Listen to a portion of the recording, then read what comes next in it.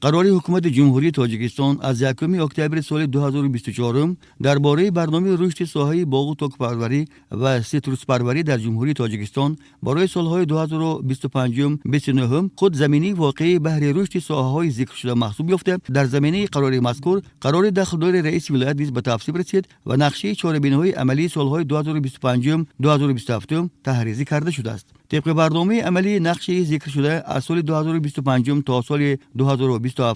و بعداً تا سال 2029 در میقات ولایت بنیاد 604 گکتار باغات و 570 گکتار تاکزار نو در نظر داشته شده است. از این نشان داد تا سالهای 2025-2027 باید که 420 گکتار باغ و 325 گکتار تاکزار نو بنیاد کرده شود. مساحت نسبتاً بیشتری باغات تا به آخر این برنامه صاحبی در ناحیه‌های 8 عینی، باباجان غفوروف، دیوشتی، شهرستان و پنجگین بنیاد کرده شده. همزمان تاکزار نو را میدان زیادتری بنیادش به ناحیه‌های سرافشان، پنجگین، باباجان غفوروف، دیوشتیچ و ناحیه 8 راست می‌آید. طبق قرار حکومت جمهوری تاجیکستان و قرار رئیس ولایت، نقشه بنیاد باغ و تاکزار نو در زمین‌های تل و تپه‌های موافق باید که عملی کرده شود. همزمان موافق نشان داده برنامه رشد ساحه باغ و تک‌پروری برای سالهای 2025-2029 از نو برقرار کنی باغ و تاکزار کهنه نیز به نقشه کاری گرفته شده تا مرحله نهایی برنامه مذکور در میقات ولایت سوخت از نو برقرار کنی 5150 گکتار باغات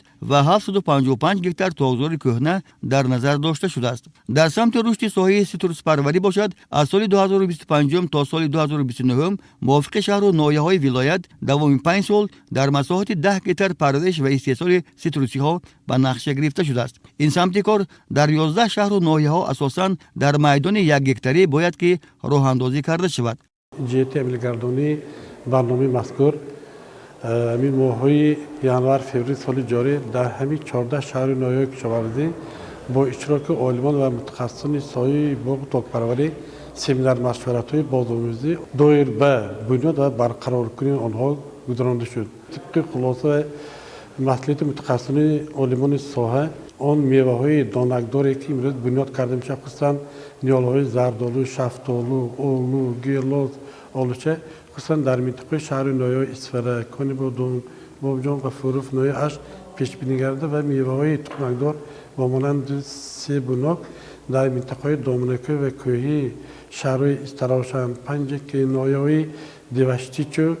شهرستان پیش بینی گردیده است. یادآور میشیم که با مقصد رشد ساحه باغ و تک‌پروری 3 مراتب برنامه‌های صاحب تحریزی و مورد تطبیق قرار داده شدند. چنانچه قرار حکومت جمهوری تاجیکستان از 6 اپریل سال 2007 تحت رقم 194 درباره برنامه مقصدناک دولتی رشد ساحه باغ و تک‌پروری تدریجاً زیاد نمودن استحصال میوه انگور و پرورش نهال درختان میوه دهنده و همیشه سبز در جمهوری تاجیکستان برای سالهای 2007-2010. فرمان پرزیدنت جمهوری تاجیکستان از 27 آگوست سال 2009 تحت رقم 683 درباره تدبیرهای علاوه‌ای دایر بر رشد ساحه باغ و تک‌پروری در جمهوری تاجیکستان برای سالهای 2010-2014